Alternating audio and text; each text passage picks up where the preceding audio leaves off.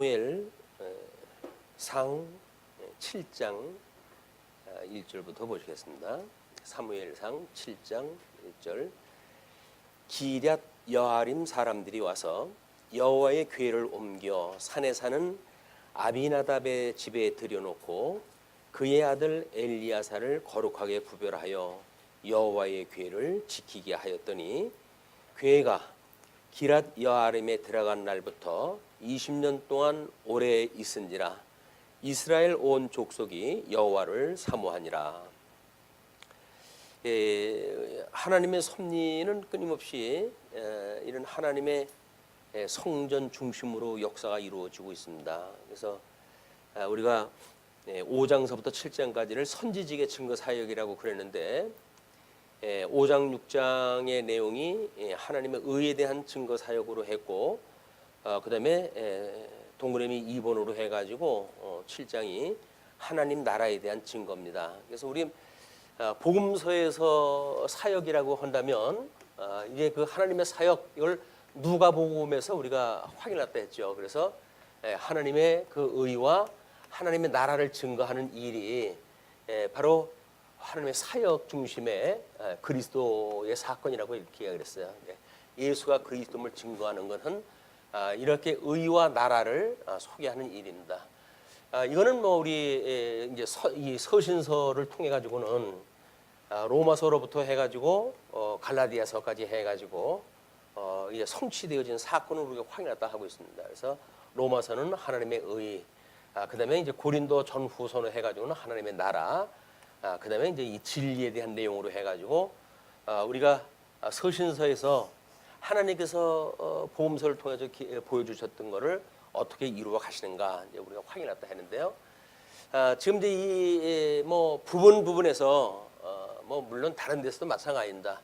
하나님의 의와 나라라고 하는 요소를 가지고 소개하는 데가 많은데 일단 선지직을 증거할 때에 특별히 하나님의 의와 나라에 대한 증거를 이제 증거하는 사역을 하신다.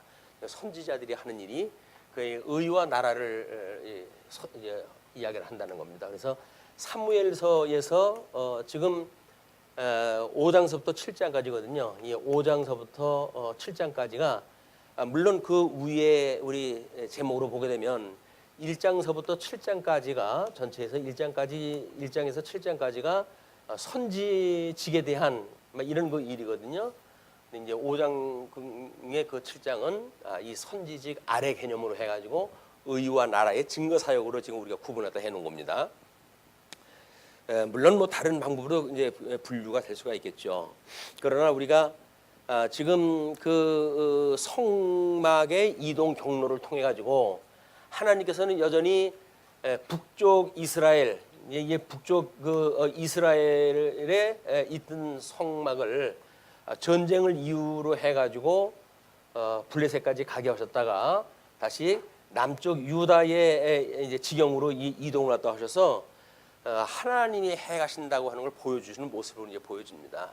모든 사역은 하나님의 주권적인 사역이에요. 하나님이 하시는 일이기 때문에 우리가 그런 성경을 통해 가지고 뭐 일거수일투족 하나님이 하시지 않는 것이 없는데 그럼 우리가 하나님의 절대 주권이라고 이렇게 이야기를 하잖아요. 하나님의 절대 주권이 있다. 그래 그 주권적인 하나님의 섭리라고 한다면 그분을 우리가 믿게 되어지면 그렇죠? 성경을 통해서 그분을 믿게 되어지면 이 어마어마한 능력과 영광을 찬양하며 살아가는 것이 성도들의 기쁨이다. 즐거움이고 위로고. 그렇지가 않으면 그게 믿어지지 않으면 우리는 사사건건 우리들의 관점에서 봤을 때 염려투성이의 일이 되는 거예요. 어떻게 하나님의 절대 주권적인 사역을 우리가 성경에서 읽어내는가라고 하는 건 만만치가 않아요. 뭐 그냥 옛날 얘기 있듯이 그런 그 이야기를 읽고 하나님의 절대 주권을 우리가 어떻게 읽어내는가.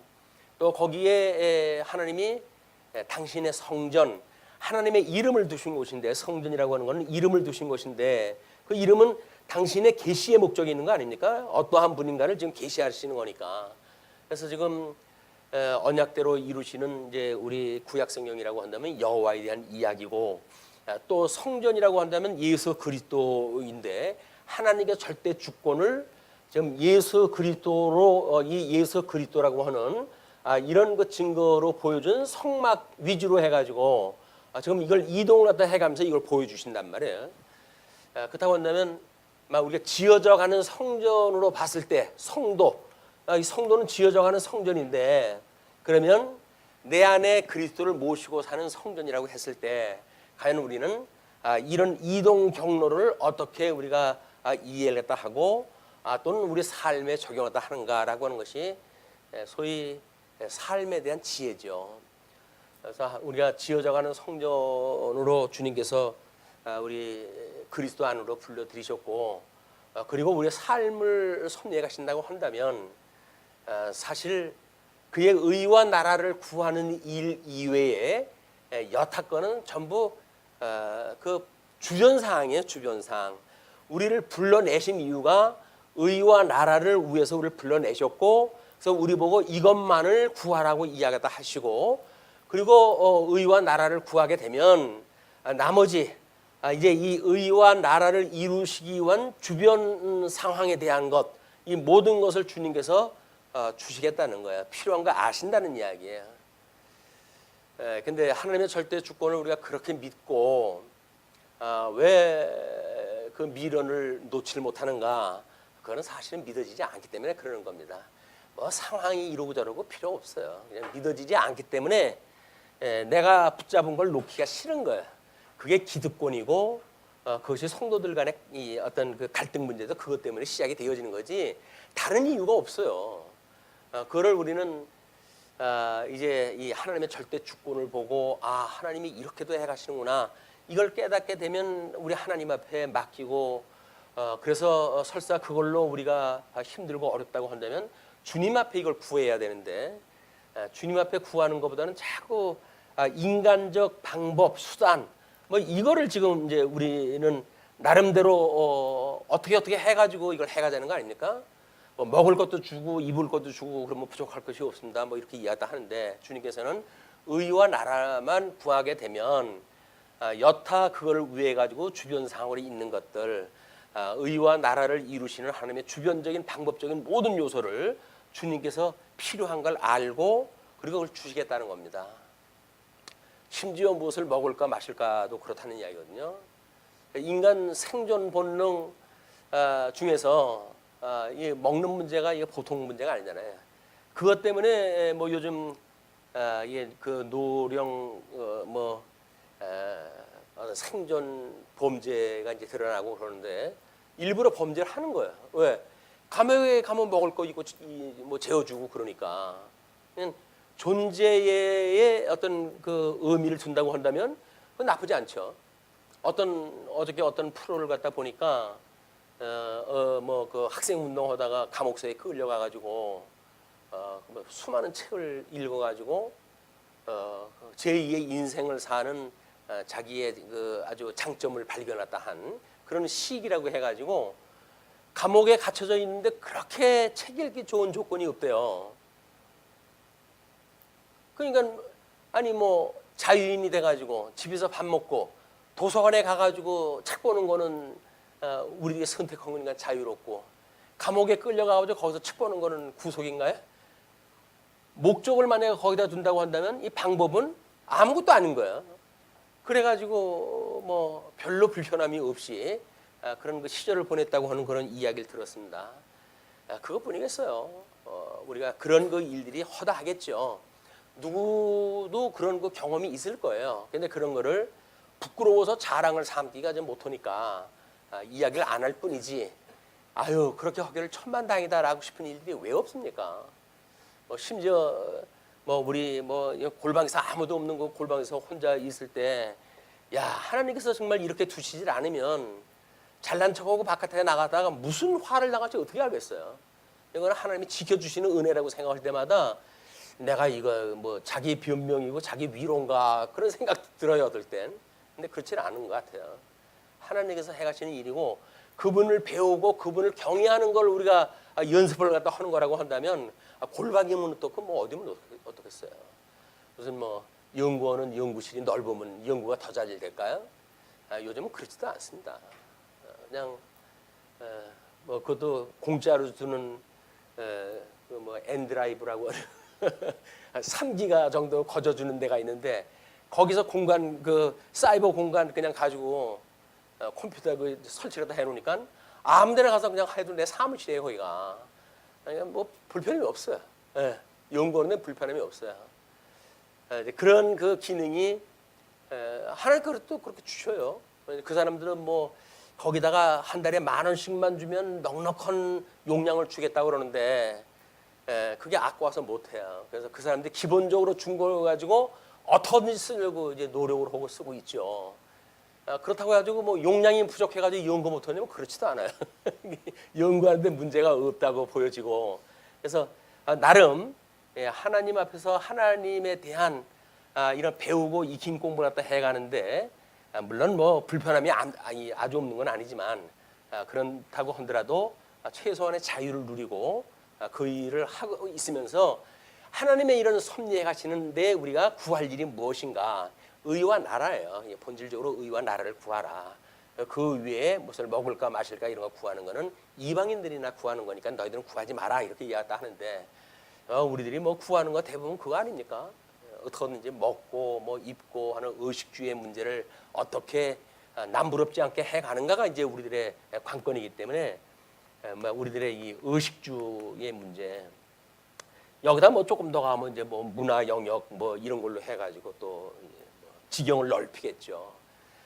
그 뭐 문화에 대한 것도 뭐 우리 치장하는 거로부터 뭐 몸치장으로부터 해가지고 이런 걸로 해가지고 또는 뭐 나름대로 문화 활동을 어떻게 하는가에 대한 영역으로 갈 것이고 이런 게 점점 확장되어져 가는 일이기 때문에 이런 거는 하나님의 의와 나라를 구하는 그 가외 것이다. 그래서 필요한 것을 우리 주님께서 아신다고 하니까 주님의 백성들이 뭐 무시당하지 않을 만큼 이 형편을 갖다 주시지 않을까 이런 생각을 해가면서 그런 믿음을 굳게 주님께서 주시기를 갖다 기도를 갖다 합니다.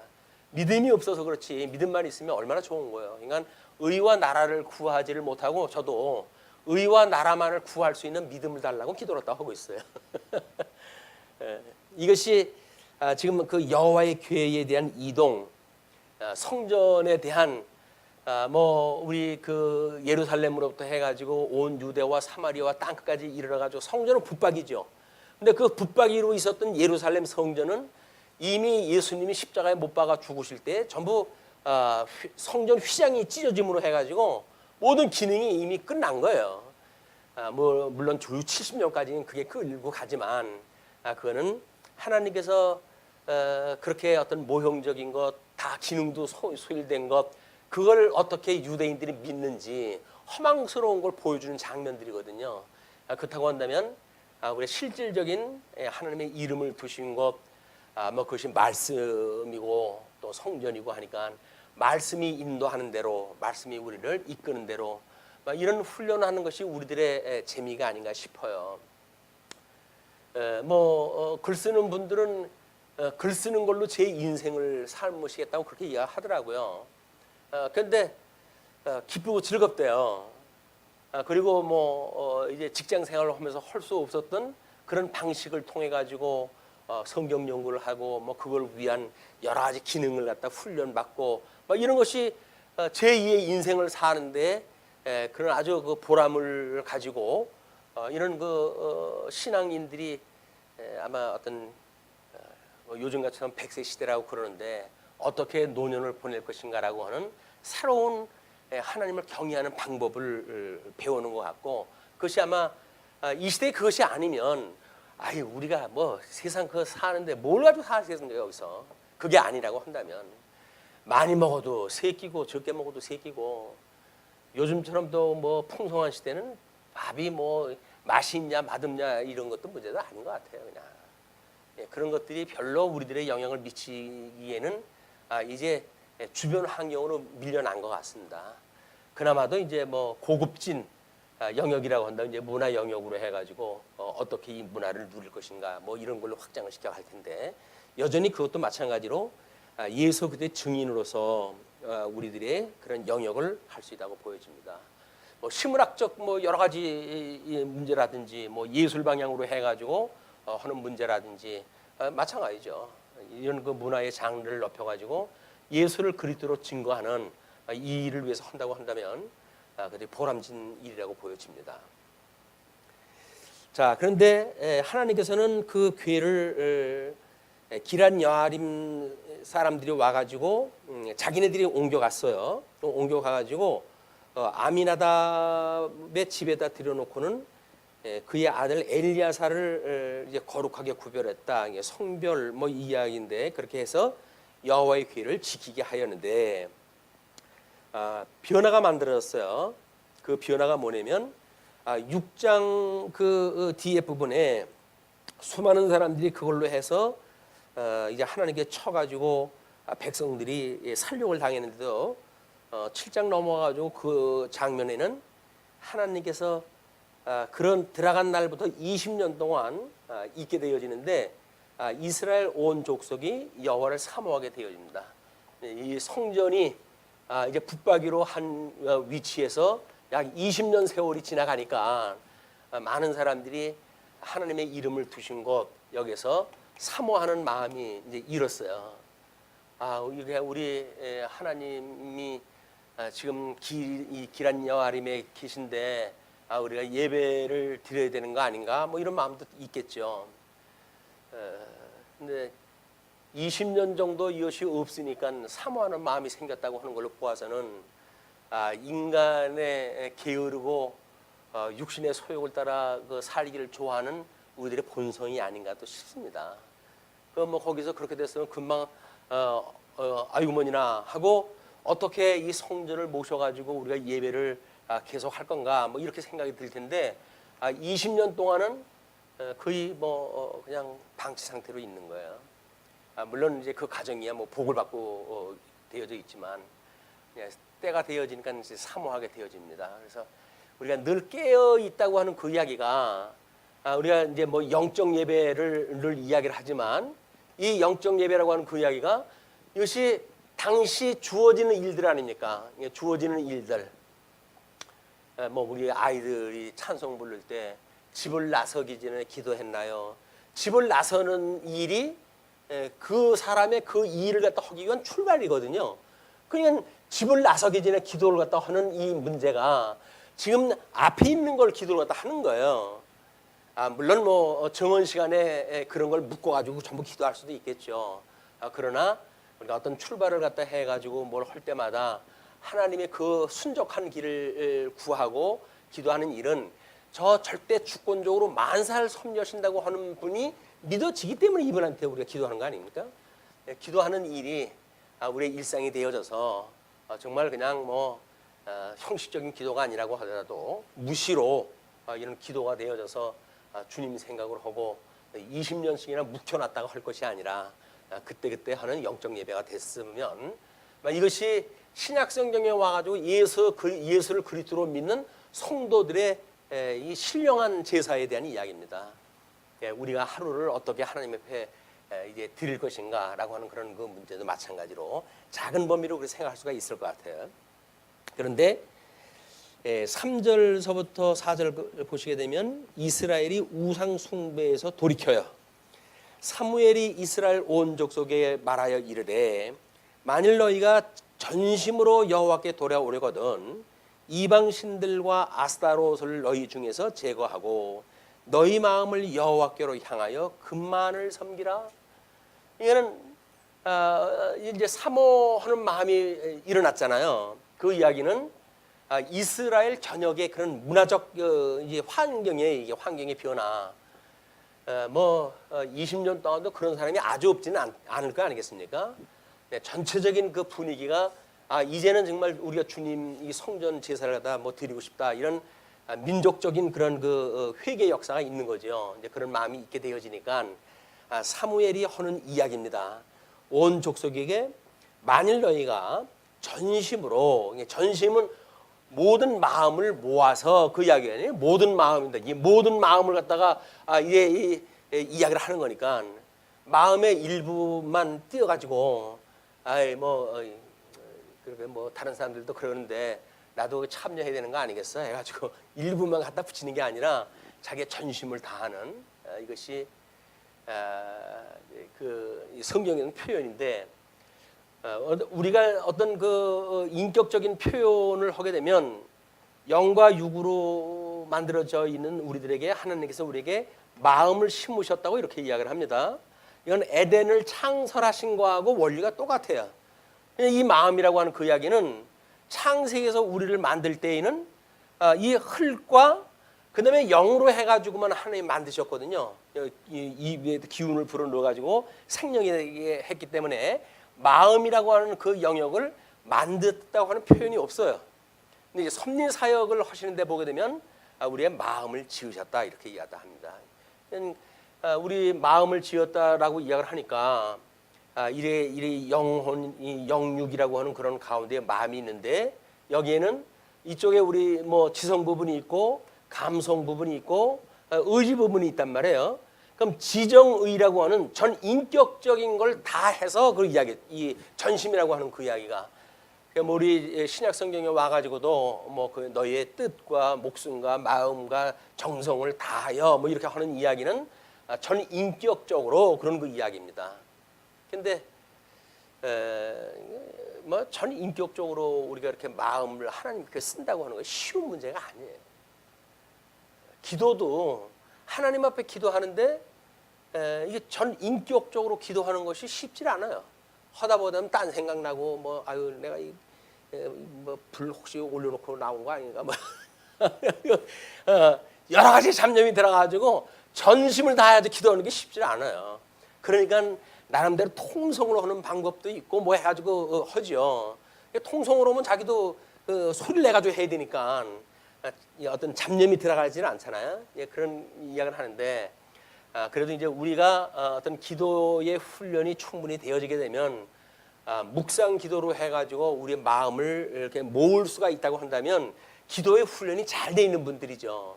근데 묵상 기도가 안 되는 거예요. 묵상만 하면 자꾸 딴 생각이 마귀가 들어와가지고 야 지금 너 기도할 때 아니야 지금 이런 생각이 자꾸 들어가지고 전심으로 기도가 안 돼요.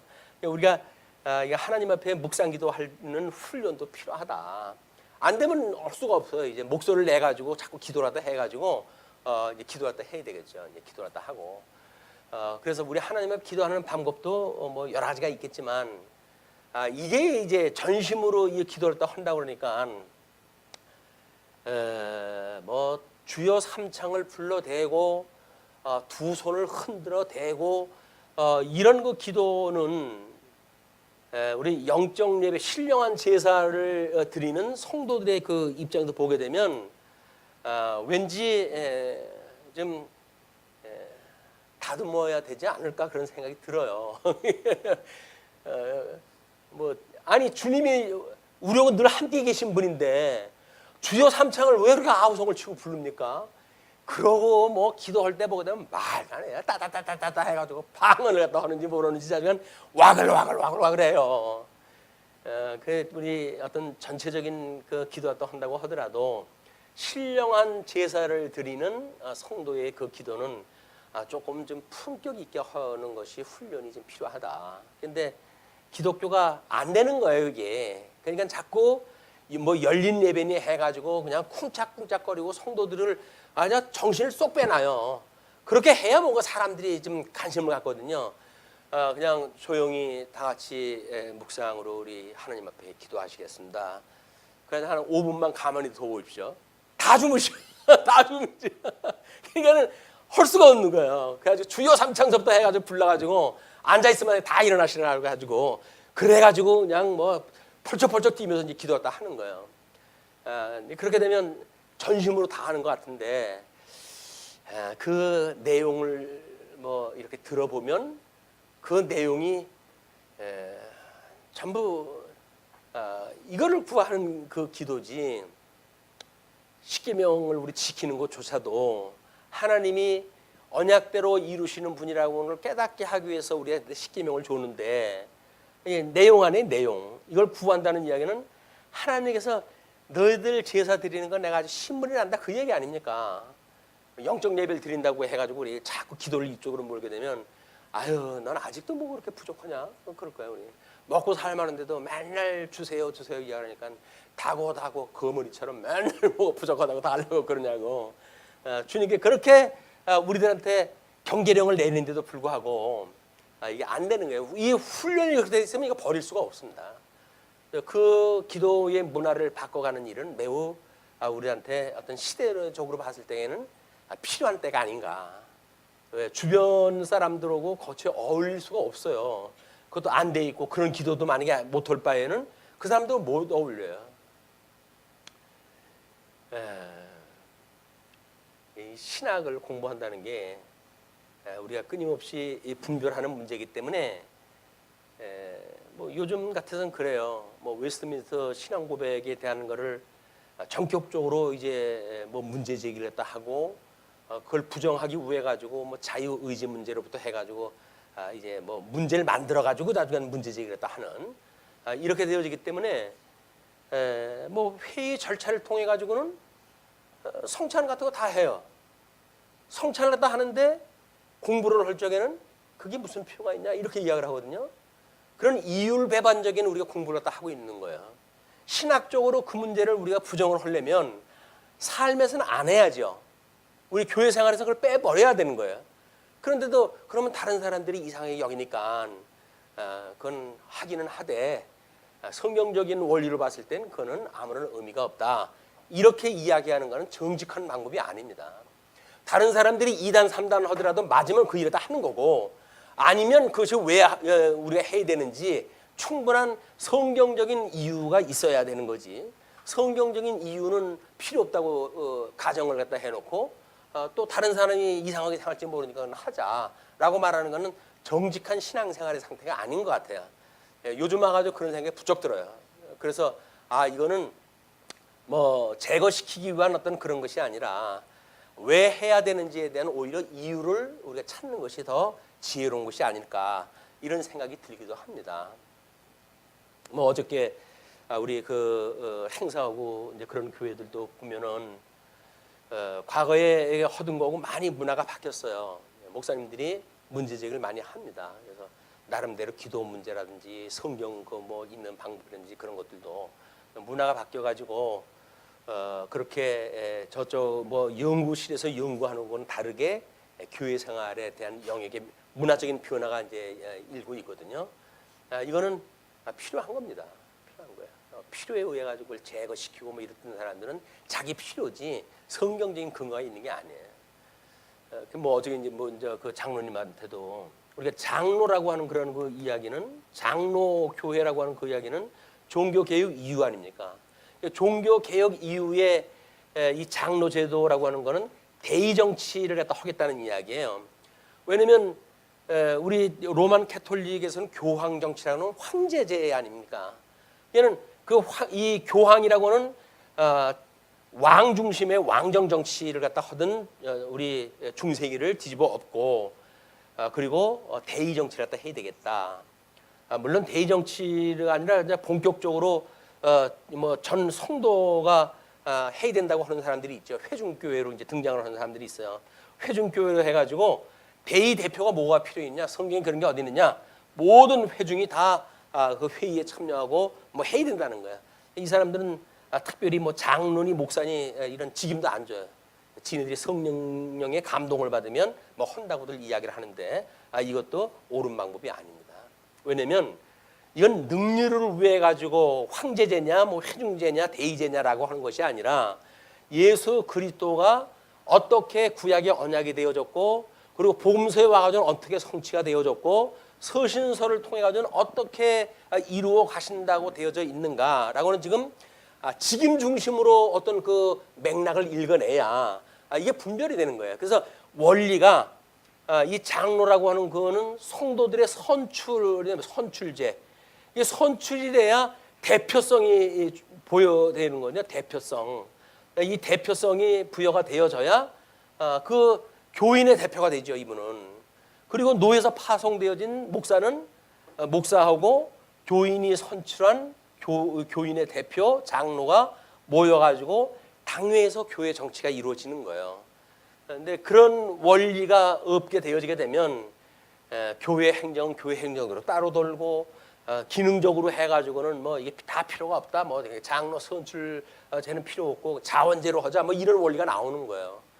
근데 교회 생활을 하신 분들은, 이런 원리에서 하신 분들은 뭔 일이지 저게, 왜 저렇게 이야기가 나오지? 문제 제기를 해요.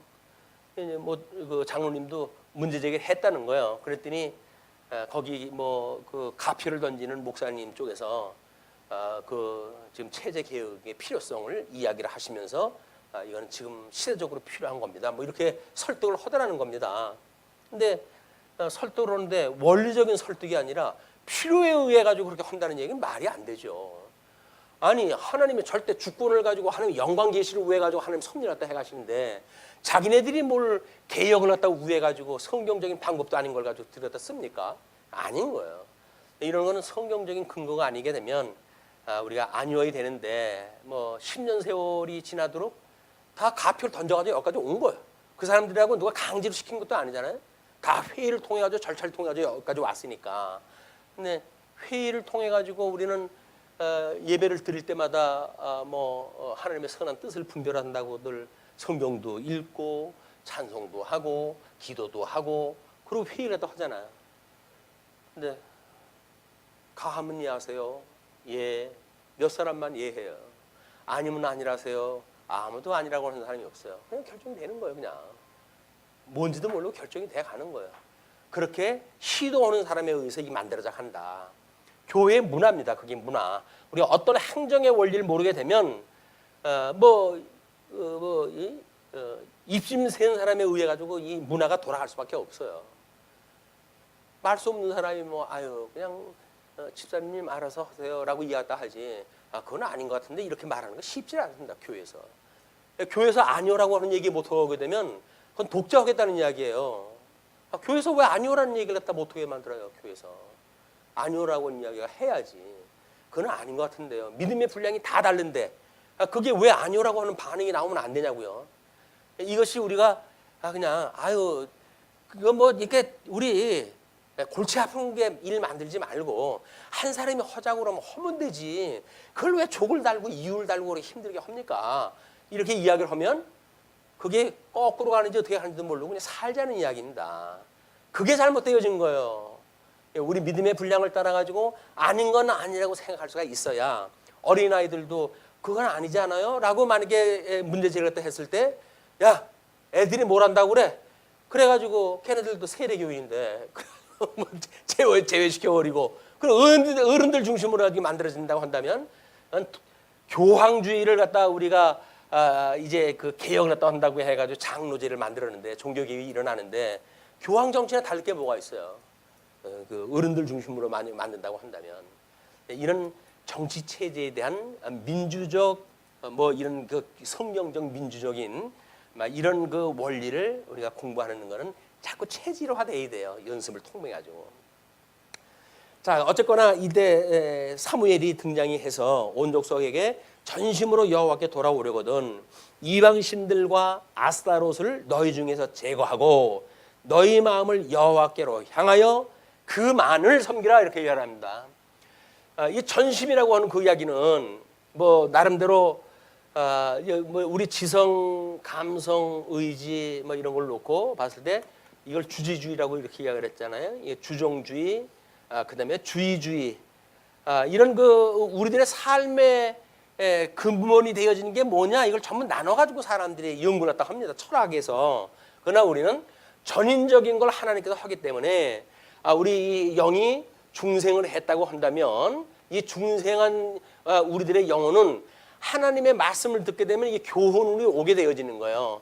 이 교훈으로 오게 되었을 때 말씀을 우리가 깨닫게 되어지고 이 깨닫게 되어진다고 했을 때 우리가 죄가 깨닫게 되어지게 되면 감정을 통해 가지고 이건 우리 각성 훈련이 일어나겠죠. 우리들이 하나님 앞에 저는 죄가 잘못한 거로군요, 죄가 있는 거로군요라고 하는 하나님 앞에 책망으로 돌아오지 않고 아무런 문제 의식이 오지 않는다는 이야기는 전심으로 신앙생활을 하는 거 아니에요. 말씀을 듣는데도 불구하고 뭔가 책망으로 오질 않는다. 그 이야기는 뭔가 감정 문제를 이런 성경적인 감정이 아니라 자기 개인적인 감정을 가지고 조정을 다 해가는 거란 말이에요. 말씀을 듣게 되면 죄인인데 우리가 죄인인데 이 육체의 소욕에서 나오는 것이 전부 죄 아닙니까? 죄인데 어떻게 책망이 없어요? 우리한테 책망거리가. 책망을 우리가 받게 되어지고, 그리고 교훈과 책망과 그렇게 했을 때 하나님의 의가 무엇인가를 바르게 우리가 알게 되고, 바르게 아는 걸로 통해 가지고 이게 의에 대한 우리의 열매를 맺게 되어지는 데까지 가게 되어지는 것이 깨달아 알고, 그다음에 믿어, 그다음에 경외하게 되어지는 전 인격적인 거를 하나님께서 하신단 말이에요. 이게 하나님께서 하신다. 이 성막에 대한 모든 행로 또는 속도, 위치, 뭐 이런 선정이 하나님께서 해가시듯이 우리 마음도 하나님께 다 하시는 거예요. 그게 하나님께서 하시기 때문에 우리 보면 아무것도 하지 말라고 하는 그 이야기는 웃기는 이야기예요 또. 왜냐면 하나님이 우리를 통해서 하게 하시지, 하나님이 하신다고 해가지고 무슨 그냥 뭐 뚝딱 해가지고 뭐가 나타나고 그러나요?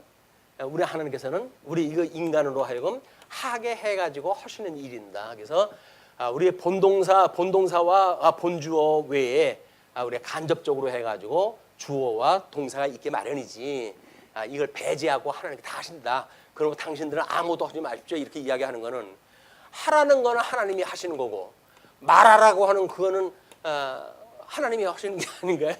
우리들이 아무것도 하지 마세요라고 하는 그런 그 이야기나 이렇게 하세요라고 하는 그 이야기나 다를 게 뭐가 있어요? 인간이 말을 갖다 했으면 똑같은 건데, 하나는 부정형이냐 능동형이냐라고 하는 문제지 똑같은 거 아니에요? 근데 하라고 할 줄 알았죠? 그러나 그건 아닙니다, 하지 마십시오라고 이야기다 하는 그 이야기는 똑같은 이야기예요. 말장난하는 거지. 어른들 앞에서 지금 말장난하도 되는 겁니까 이게? 하나님이 우리들 통해 가지고 하시는 일이 하나님이 영광을 돌리는 일이고, 우리는 거기서 기쁨을 얻는 일인데, 이걸 배제시켜 버리면 이걸 우리가 내재라고 이렇게 이야기해요. 내재. 초월하신 우리 하나님의 이런 그 믿음을 갖게 되면 내재적인 우리들의 믿음을 통해 가지고 우리가 성도가 사랑을 갖다 하고, 그리고 진리를 깨달아서 아는 것을 공유하고, 그래서 진리 가운데서 우리가 함께 기뻐하고 라고 하는 게 사랑 아니라 그래요. 사랑은 진리와 함께 기뻐하는 거거든요. 우리 갈라디아서 공부할 때 그랬지만, 가르치는 자와 더불어 좋은 것으로 하라고 그랬는데, 가르치는 자하고 뭐 맛있는 거 사주는 게 가르치는 자하고 좋은 걸로 함께 하는 겁니까? 아니에요. 십자가의 도입니다. 예수 그리스도 우리가 그 진리와 함께하는 것이 하는 거니까. 가르치는 자가 십자가의 도를 가르쳤는데, 배우고 그를 함께 화답을 갖다 해야 될 사람이 아멘으로 화답을 갖다 해야지, 밥 사달라는 얘기예요? 라고 이야기를 하게 되면 우리는 어떻게 이걸 포커스를 맞춥니까? 그러니까 우리는 동상이몽을 갖다가 매너깨나만이 이제 이걸 꾹 살아요. 우리가 하나님, 우리 가르치는 자와 함께 더불어 좋은 곳으로 함께해라, 그 이야기는 좋은 곳이 뭡니까? 우리한테 제일 좋은 게, 우리 사무엘이 뭐라 그래요? 제일 좋은 게 뭐라 그래요? 이방신들과 아스다롯을 너희 중에서 제거하고 너희 마음을 여호와께로 향하여 그만을 섬기라는 거예요. 그만을. 그러니까 하나님만을 섬기는 그런 그 일이지, 예수 그리스도 그분만으로 우리가 즐거워하는 일이지, 거기서 뭐 나한테 대하는 태도가 신사적이고 인격적이어서 뭐 이런 거 가지고 하는 게 아니에요. 근데 우리는 세상에서 그게 훈련되어져 있기 때문에 그걸로 인해 가지고 교회 생활을 한다고 착각을 하는 겁니다. 진리가 배제되어져 있는 관계라고 한다면 아무 관계도 아니에요. 성전이 띠를 띄어 가지고 하나가 되어지듯이 그게 성도의 교제의 문제인데, 이런 그 일이 성도들의 사귐의 이야기다. 그러니까 그걸 제거하고 여호와만 섬기라. 그래도 조금은 좀 남겨주셔야 될 거 아닙니까, 하나님? 하나님, 그래도 저녁까지는 좀 남겨놓고 하셔야죠. 이렇게 이야기하는데, 저녁까지도 하나님 준비해 놓으셨다고 한다면 그게 필요 없는 건 제거를 갖다 해야 되는 거죠. 자, 그러면서 이제 5절로 9절 미스바의 대회개가 일어납니다. 이게 이제 말씀의 역사예요. 사무엘이 이르되 온 이스라엘은 미스바로 모이라, 내가 너희를 위하여 여호와께 기도하리라 하매, 그들이 미스바에 모여 물을 길어 여호와 앞에 붓고 그날 종일 금식하고 거기에서 이르되 우리가 여호와께 범죄하였나이다 하니라. 사무엘이 미스바에서 이스라엘 자손을 다스리니라. 그러니까 하나님 앞에 우리가 이제 그 기뻐하는 기도를 갖다 한다는 이야기는 뭐냐면 기도와 강구를 갖다 하는 거예요. 기도와 강구를. 이 기도는 전부 회개에 대한 이야기입니다. 회개. 그다음에 이 회개를 우리가 하나님 앞에 기도하고 그리고 이제 구할 걸 갖다 구하는 거거든요. 이게 기도예요. 그러니까 이거는 예수 그리스도의 죽으심과 부활에 대한 문제란 말이에요. 예수 그리스도의 죽으심과 부활을 그대로 우리 기도에 이게 반영이 되어지는 거예요.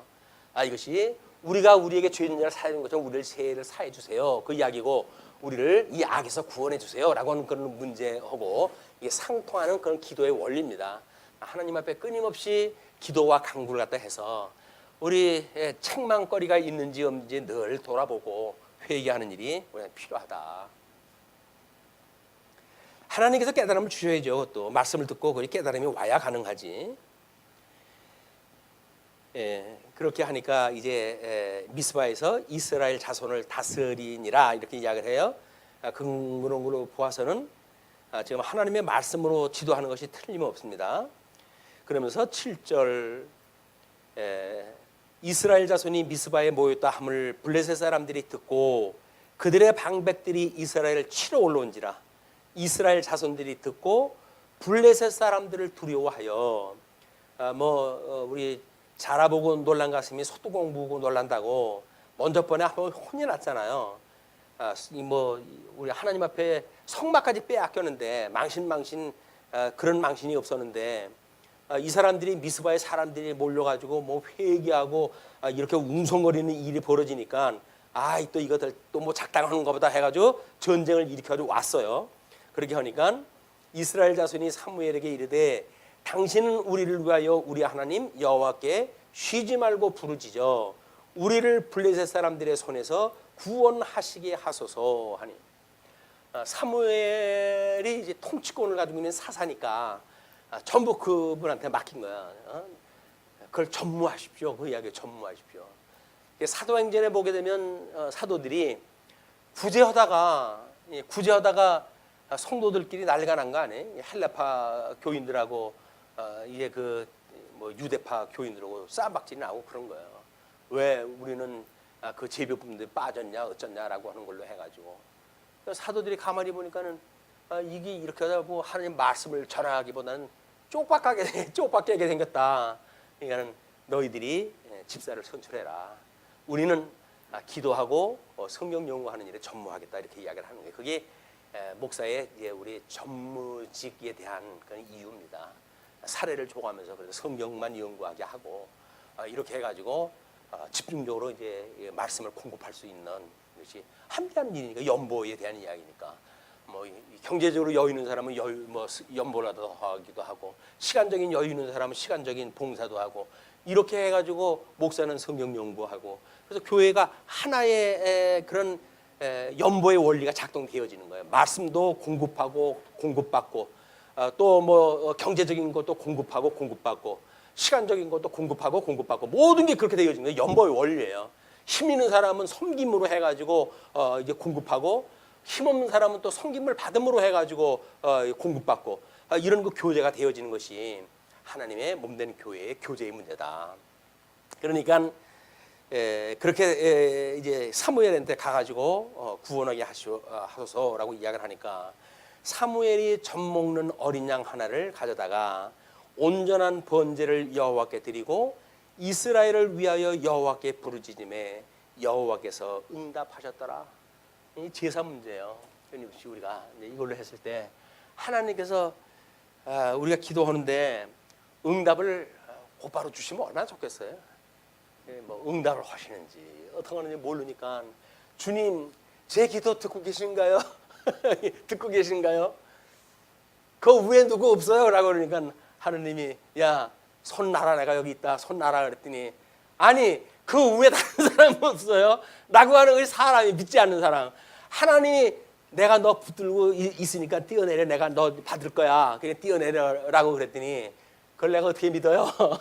저 위에 누구 없어요 하는 것이 인간이 가지고 있는 속성이에요. 이게 하나님의 절대 주권을 믿는다고 하면서 정말 믿음이 있으니 하는 것 같지만 그 믿음은 자기 육체를 채우기 위해서 하는 믿음으로 해가지고는 아주 강력하게 나갈 수가 있어요. 그러나 자기가 죽는 자리에 가는 거는 별로 그렇게 신통치는 않습니다. 우리가 정말 하나님의 주권을 인정하는가? 끊임없이 우리가 이 책망을 받아야 돼, 이것도 또.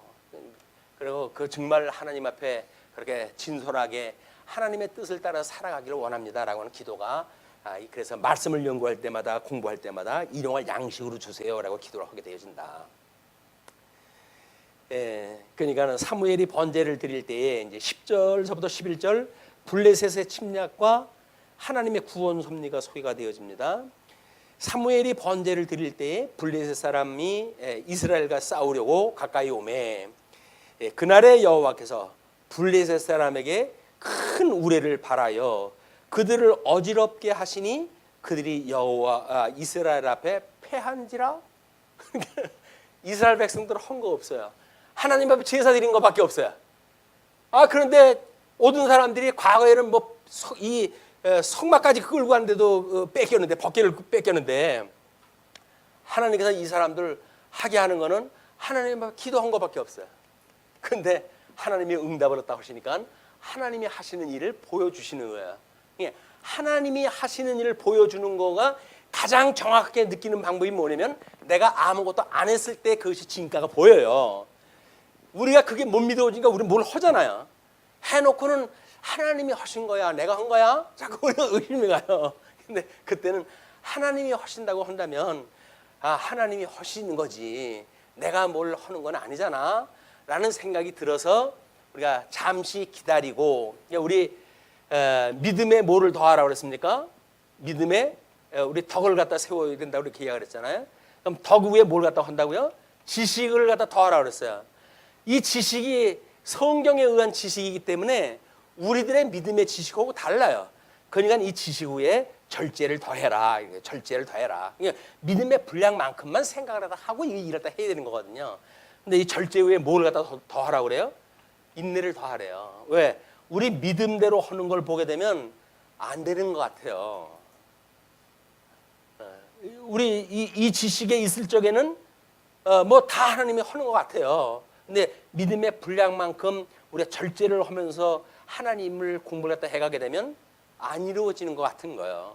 인내를 더하래, 인내를 더해라. 여기에 경건을 더하고, 경건 위에 형제 우애를 더하고, 형제 우애에 사랑을 더하라. 이 덕이라고 하는 그것이, 덕성의 그런 그 문제가 우리 인격적으로 나오는 거지만 우리가 사유해야 될 과정들이 엄청나게 많은 겁니다. 너무 싸구려로 우리가 이 인생을 생각을 하다가 보니까 깊은 성찰이 없는 거예요. 그렇게 해가지고 사랑이 있냐 없냐, 이것이 아주 그 양극단의 논리를 가지고 우리가 이제 이렇게 우리의 삶을 접근하기 쉽거든요. 근데 그렇지는 않아요. 우리들의 이 접근해야 되는 일은 꽤 많은 절차를 따라가지고 생각을 해야 되기 때문에, 우리들이 어떤 그 정답이 어디에 기준이 있어가지고 내가 정답이야라고 나서는 것도 민망스러운 일이에요. 하나님께 다 믿음의 분량만큼 해가시는 일이니까 우리가 자기의 믿음의 분량만큼에 따라가지고 하나님의 구하고 이런 그 뜻을 하나님께 이루어간다고 믿어지게 되면 하나님께서 다 쓸어버리죠. 하나님의 뜻대로 해가시는데 왜 그걸 안 해주시겠어요? 자, 그렇기 때문에 이제 11절 이스라엘 사람들이 미스바에서 나가서 블레셋 사람들을 추격하여 백갈 아래에 이르기까지 쳤더라. 얼마나 신났을까요? 그냥 이런 그 믿음 좀 주셨으면 좋겠어. 그래 가지고 아무것도 없는 것 같아가지고 쩔쩔쩔쩔 전전긍긍하다가 하나님께서 하는 게 보여줘가지고, 그래 그냥 웃어 벗어 떠치고, 그러고 만약에 맨발로 그 일을 다 할 수 있는 그런 용맹함을 우리 주님께서 주시면 얼마나 좋을까. 어떤 사람 제목에 칼빈주의와 사자와 같은 믿음이라고 한 거든가 그런 제목으로 책을 내셨더라고요. 장로 교회의 신앙생활은 정적인 것이 많잖아요. 기도도 정적이고 모든 게 정적이에요. 이렇게 정적이라 가지고 이 감정적이라는 것이 아니라 조용한 그런 그 신앙생활이에요. 그런데 우리가 신비주의의 신앙생활은 이정적이거든요. 그러니까 들고 뛰고 하는 쪽이란 말이야. 장로교회 신앙생활을 오래 하신 분이 우리 한국교회도 그런 그 경험을 당했지만 그렇게 하는데 아유 내가 예수님을 믿는 거냐 안 믿는 거냐 내가 구원을 받은 거냐 안 믿는 거냐 옆에 사람은 아무개 엄마 보니까 그냥 뭐 순복음교회 가가지고 은혜가 충만하다고 해가지고 맨날 기쁜 얼굴로 저러고 다니는데 나는 예수님을 갖다 믿은 지 20년 30년 되는데 아직도 내 마음에 왜 이런 믿음의 확신이 없을까? 이거 보통 문제 아닙니다. 우리들 장로교회 믿음의 체제가 그렇게 쉽게 감정적으로 나한테 성령 충만 뭐 이렇게 가지고 하질 않아요. 못해요. 그냥 거기서 살 수 있는 방법은 나가는 방법밖에 없는 거예요. 장로교회 뭐 이탈작용이 일어난 거예요. 그래가지고 순복음교회 대부분이 사실은 장로교회 사람들입니다. 장로교에서 나간 사람들이에요. 그렇게 해가지고 장로교회는 점점 숫자가 줄어들고 이 사람들이 숫자가 많아지니까 기독교를 이끄는 게 누가 한다고요? 숫자 많은 데서 해가지고 문화를 갖다가 끌고 가고 그러니까 지금은 장로교회라고 하는 우리 목사님들이 모여져 있는 회의 때 가도 이거는 우리가 뭐 젊었을 때 이렇게 신앙생활하던 그런 장로교회 모습이 아니에요. 정말 낯설어요. 그래가지고는 온통 뭐 그냥 뭐 목사님들도 만세 삼창하다 해가면서 기도를 하시고 그래서 신학교에 이렇게 계시면서 연세가 높으신 목사님들이 절제하세요. 그래가지고 뭐 강론을 해준다든지 이렇게 하게 되면 뭐라고 그런지를 아십니까? 무서워서 어디 신앙생활 하겠나? 질서도 없어. 뭐 나이 위아래가 없어요. 그런 분들이 종교 지도자예요 지금. 그 지도자들이 모여가지고 우리가 신앙생활 하는 거예요. 참 갈 길 멉니다. 정말 갈 길 멀어요. 우리가 정말 조용히 묵상을 하고 하나님에 대한 걸 우리가 이렇게 뭐 묵상을 갖다 해가는 그런 그 일들, 성찰하는 그런 일들이 쉽지 않은 일인데 이런 그 일들을 어떻게 자리를 잡아갈 것인지 이건 개인의 몫이라고 보여집니다. 교회가 전체로 그렇게 하게 되면 목사님 교회 분위기 배려나가지고 안 된다고 이렇게 하시게 되면 위험하니까 개인이 잘 수위를 조정을 또 해가지고 근데 사무엘이 돌을 취하여 미스바와 세안 사이에 세워 이르되 여호와께서 여기까지 우리를 세우셨다 하고 그 이름을 에베네셀이라 하니라. 여기까지 도운 거예요. 자기네 하나님이 도운 게 보인 거예요. 보인 거를 남겨놓는 일이 돌단을 쌓는 일인다. 그래서 표식을 남겨놓는 거예요. 하나님께 여기까지 인도하셨어 라고 하는 걸 우리가 믿는 일이에요. 그리고 우리 후대들에게 전해주는 일이에요. 그러기 위해 가지고 우리가 돌탑도 쌓고 그러는 겁니다. 말씀을 우리가 전승하고 계승한다는 그 이야기는 하나님이 여기까지 인도하셨어 라고 하는 게 믿어져야 되는데 그게 안 믿어지게 되면 여전히 부족하니까 우리가 열심히 뭘 해야 된다. 이런 쪽으로 해가지고 갈 수밖에 없다. 열심히 하지 말자는 이야기는 아닙니다. 그런데 이에 블레셋 사람들이 굴복하여 다시는 이스라엘 지역 안에 들어오지 못하였으며 여호와의 손이 사무엘이 사는 날 동안에 블레셋 사람을 막으심에 요즘 문화도 바람처럼 보이잖아요. 요즘은 뉴스를 보는 사람들이 스트레스를 많이 받는데 너무 그냥 막가자는 뉴스가 많이 나와가지고 뉴스고 뭐고 정말 보기도 싫다 이런 생각이 들고 이럴 정도로 세상이 험악해진 거거든요. 험악해진 가운데 지금 우리가 살고 있고 앞으로는 그 세에 우리 자녀들이 살아가야 될 세대인데 참 끔찍한 세대입니다. 점점 결혼 안 하고 그냥 살겠다는 둥 동거해가면서 그냥 이렇게 살면 되지. 꼭 애 낳아야 되냐 이래가지고 전통 문화가 완전히 무너져가는 이런 것이 지금 문화예요. 이게 바람이에요, 바람. 이런 가운데 있기 때문에 이걸 우리가 어떻게 진리 가운데서 그걸 소화를 갖다 해내고 이제 그 신앙으로 우리가 극복을 갖다 해내는가 이것이 당대에 우리에게 주었던 우리 영적 예배의 그런 한 영역이라고 보여집니다. 그렇게 블레셋 사람들이 이스라엘에게서 빼앗았던 성읍이 에그론부터 가드까지 이스라엘에게 회복되니 이스라엘이 그 사방 지역을 블레셋 사람들의 손에서 도로 찾았고 또 이스라엘과 아모리 사람 사이에 평화가 있었더라. 어떤 사람들한테 기업을 주신다고 그랬어요? 온유한 자에게 기업을 주신다고 그랬잖아요. 온유한 자가 뭐예요? 아무것도 안 한 거예요. 그냥 기도밖에 안 했어요. 사무엘한테 당신이 기도하시오 라고 해가지고 기도할 때 거기에 뭐 물 빌어놓고 이런 걸 갖다 했지만 아무것도 안 했을 때 하나님께서 전쟁에 승리하게 해가지고 잃어버렸던 땅들을 차지하게 하고 기업에 참여하게 되시는 이런 모습을 보게 됩니다.